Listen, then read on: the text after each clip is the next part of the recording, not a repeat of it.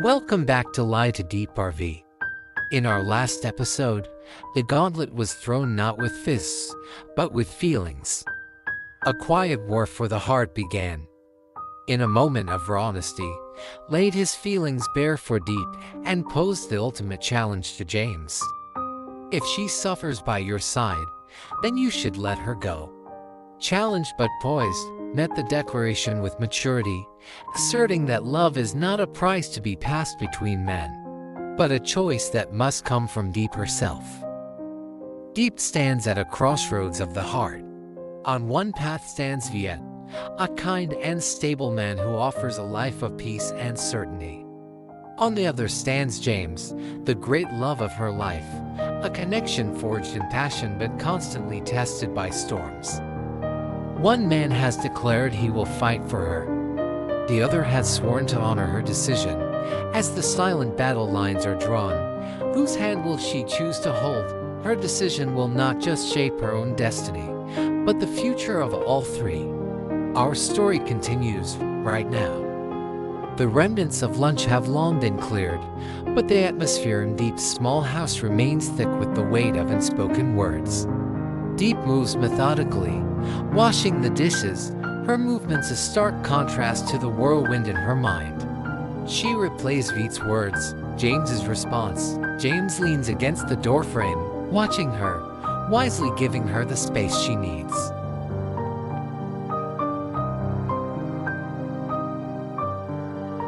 Is your head still spinning? James finally asks, his voice gentle, breaking the silence. Diep pauses, turning to him with a faint, weary smile. Not spinning, just thinking. Viet is a good man, James. A very good man. I know he is, James agrees, stepping into the room. He's direct, and I respect that. And he was right about one thing: you've been through hell because of me. That wasn't your fault, Diep insists, drying her hands. It was circumstances, my father, misunderstandings. But the pain was real, James counters, his eyes serious as he closes the distance between them. And it happened on my watch. Diep, I'm not going to pressure you or ask you to choose. I'm going to show you. I will prove that my love is real, and that I'm committed to building a life where you never have to feel that pain again, not with words, with actions. He gestures toward her small, struggling garden, and it starts with the little things. The following morning, Viet returns as promised. He isn't empty-handed. In his arms are several small, healthy-looking saplings. Good morning, Diep, he says with his characteristically warm, steady smile. Yesterday at lunch, we talked about trying new crops. I brought some persimmon and custard apple saplings from my farm. They're strong. I think they'll do well here. Diep's face lights up with genuine surprise and gratitude. Oh, Viet, you didn't have to. Thank you. This is so thoughtful. It's nothing. A farmer's gift, he says, his eyes crinkling. Besides, sometimes the simplest roots grow the strongest trees. Can I help you plant them? As a friend. They work together in the warm sun, their hands in the dirt. There's an easy rhythm between them, a comfortable silence punctuated by Viet's quiet instructions on how to give the trees the best start.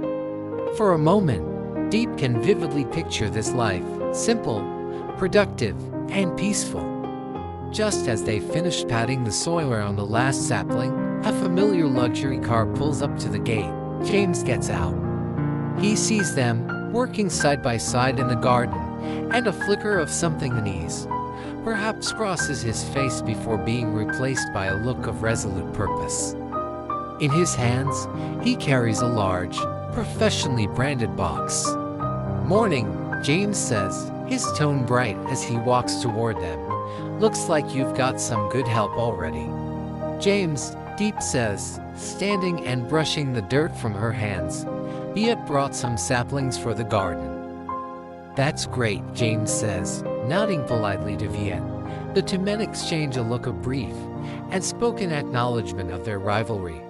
I brought something for the house. He sets the box down and opens it, revealing a sleek, modern solar-powered lighting system, complete with motion sensors and a backup battery pack. "What is all this?" Diep asks, her eyes wide. "I know the power can be unreliable out here," James explains, his focus entirely on her. "I worry about you at night, fumbling in the dark or being startled. This system will light up the entire yard and the porch. It's powered by the sun, so it costs nothing to run, and it will keep you safe. So you never have to be afraid of the dark when I'm not here." Viet looks from the sophisticated lighting system to the humble saplings he just planted. The contrast is stark and deliberate. He is offering to help her grow life from the ground up. James is offering to protect her, to illuminate her world with modern security. Both are acts of love, expressed in vastly different languages. "You think of everything, James," Viet says, his tone perfectly even, but with an edge of resignation. He turns to Diep. "I should get back to my farm. Let me know how the trees do." He gives her a final, meaningful look. "My offer still stands, Diep. A quiet life is always an option." After Viet leaves, a heavy silence hangs between James and Diep. James finally breaks it, his voice softer now. "He's a good man, Diep," he says, his gaze unflinching. "He could give you a peaceful life, a life without all this chaos that seems to follow me." Diep looks at the freshly planted saplings, then at the box containing the solar lights.